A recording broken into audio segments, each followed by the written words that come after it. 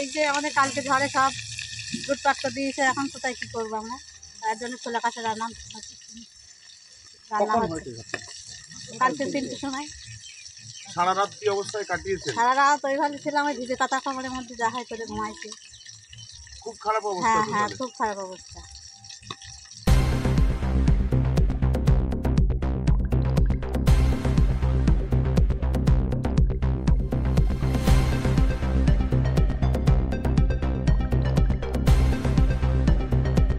বৃষ্টিটা উঠলো তখন আমি কি সময় একটা মেশিন চলছিল, মেশিনটা বন্ধ করে দিলাম।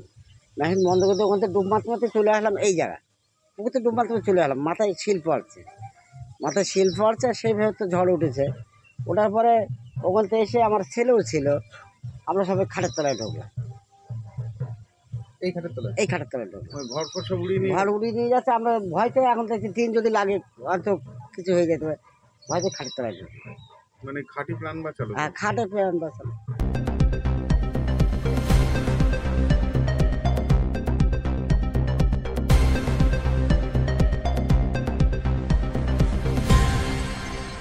ঝড় থামার পরে তো কিছু দেখিনি, টিন ফিন কোথায় ঘরে? টিন পিন সব আম গাছে আছে, কিছু জলে পড়েছে বাঙড়ে, তাই খোঁজাখুঁজি করছি আমরা। খুঁজে পেয়েছেন কিছু? খুঁজে পেয়েছি, 4-5খানা পাইছি, আর সব খোঁজা হচ্ছে। এখনো পাইনি। তাহলে খোলা আকাশের নিচেই থাকতে হচ্ছে? হ্যাঁ, খোলা আকাশের নিচেই থাকতে হচ্ছে।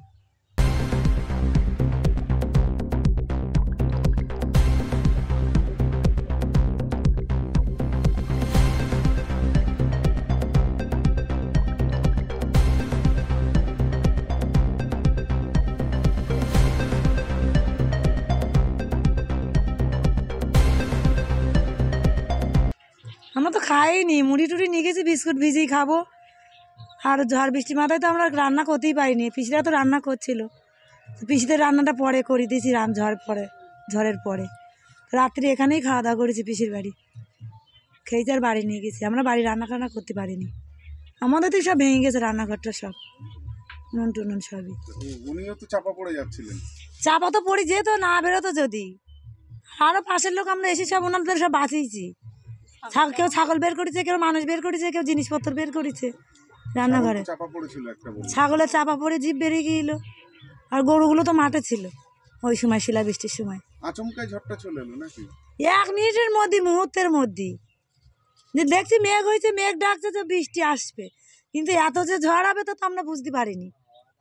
একদম ক্ষণেকের মধ্যে, মিনিটের মধ্যে একদম ফিনিশ করে দিয়ে গেল ঝামটা।